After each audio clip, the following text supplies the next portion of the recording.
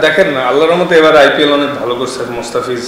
আর যেহেতু ও আসছে, আসলে আমাদের মানে আমার আমার যতটুকু পার্সোনাল এক্সপিরিয়েন্স থেকে আমি বলতেছি যে ওকে আনার কারণটা হচ্ছে যাতে ও আমাদের টিম প্ল্যানিংটা এবং টিম কালচারের ক্ষেত্রে যাতে একটু অ্যাওয়ার হয়ে তাড়াতাড়ি যাইতে পারে। অ্যাট দ্য সেম টাইম কয়েকটা দিন রেস্ট নেওয়ার ব্যবস্থা করেছে ওকে, কারণ ও আমাদের one of the main bowler. So এটাই আসলে ডেফিনেটলি যে ওর ভালো আইপিএল কাটছে এবং যথেষ্ট এক্সপিরিয়েন্স ও ওখান থেকে নিছে।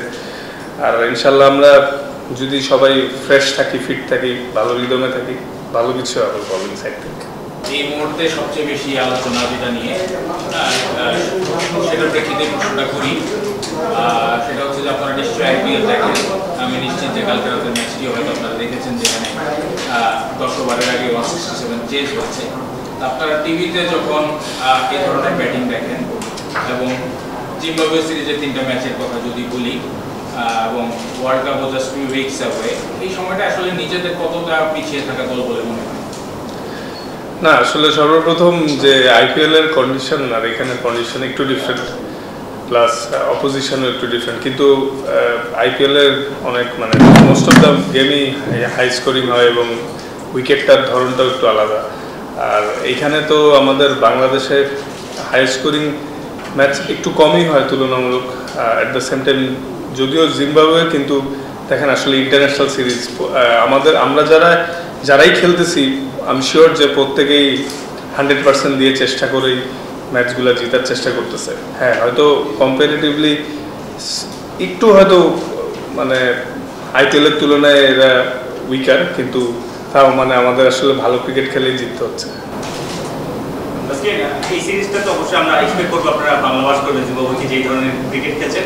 এটা কি আসলে ফেক কনফিডেন্ট হবে কিনা আপনাদের জন্য? কারণ 2021 টি-20 বিশ্বকাপ যখন মধ্যপ্রাচ্যে খেলতে গিয়েছেন, তারা কিন্তু ঘরের মাঠে অস্ট্রেলিয়া, নিউজিল্যান্ডের সঙ্গে এত ভালো খেলে এক্সপেকটেশন আসলে হাই ছিল। তো এই সিরিজটাকে আপনারা কি ওইভাবে ধরেন কিনা, নাকি ধরে নিচ্ছেন যে বিশ্বকাপে ডিফারেন্ট উইকেট, ডিফারেন্ট গেম হবে? না, আসলে ফেক কনফিডেন্স না, আসলে ভালো করতে পারলে তো যে কোনোখানেই কনফিডেন্স বুস্ট আপ হয়। হ্যাঁ, হয়তো কন্ডিশন ওয়াইজ আমরা এখনো জানি না যে ইউএস এর কন্ডিশন কেমন হবে। মোস্টলি ড্রপিং উইকেটে খেলা হতে পারে। আর তাছাড়া আমি শিওর যে আমাদের বেশিরভাগ খেলোয়াড়েরই ইউএসএতে খেলার এক্সপিরিয়েন্সও কম। ওইখানে যে আসলে নতুনভাবে অ্যাডাপ্ট করতে হবে।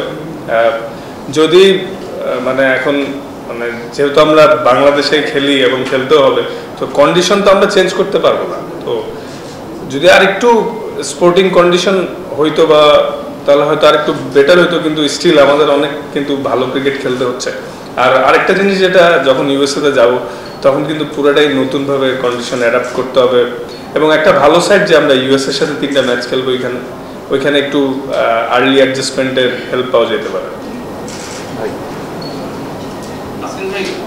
এখন ইনিংসে পার ইনিংস রান কিন্তু অনেক বড় হয়ে যাচ্ছে টি-20, যেটা বলেন 200 হচ্ছে, চেজও হচ্ছে।